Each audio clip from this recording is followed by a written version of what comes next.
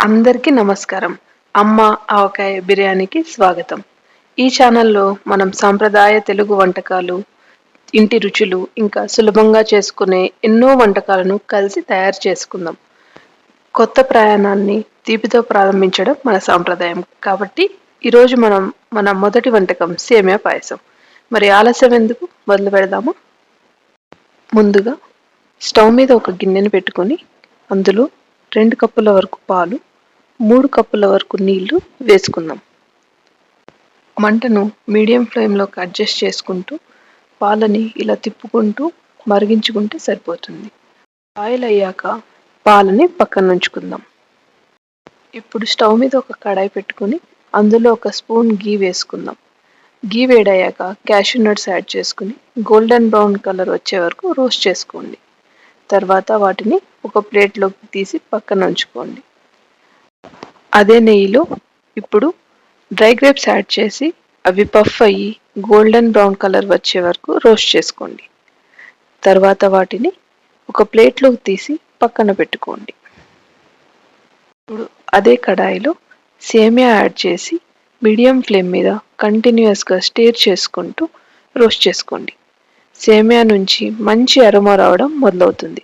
ఇప్పుడు అందులోకి కాంచి పక్కన ఉంచుకున్న పాలని 2 కప్పుల దాకా వేసి మరిగించండి.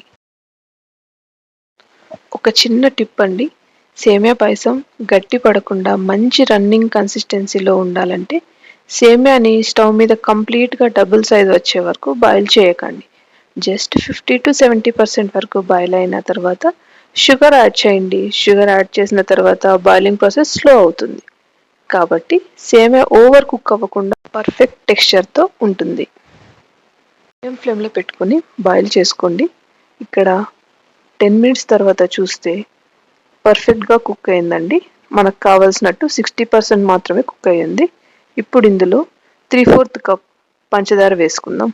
మనం ఏ కప్పుతో అయితే సేమియా తీసుకున్నామో అదే కప్పుతో 3/4 కప్ పంచదార తీసుకొని ఇక్కడ మిక్స్ చేసుకుంటున్నామండి.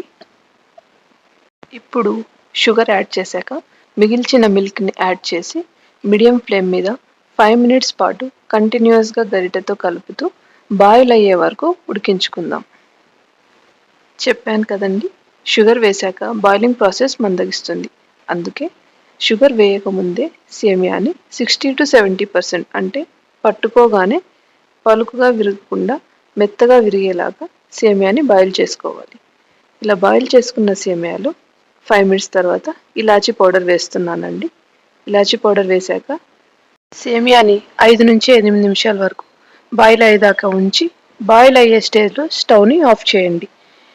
స్టవ్ ఆఫ్ చేశాక డ్రై ఫ్రూట్స్ వేస్తే కనుక డ్రై ఫ్రూట్స్ తినేటప్పటికి క్రంచీగా ఉంటాయి.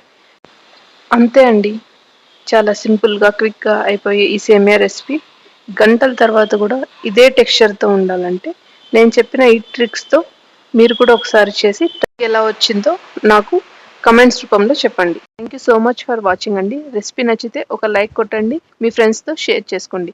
మరిన్ని ఇలాంటి రెసిపీస్ కోసం ఛానల్ని సబ్స్క్రైబ్ చేసుకోండి.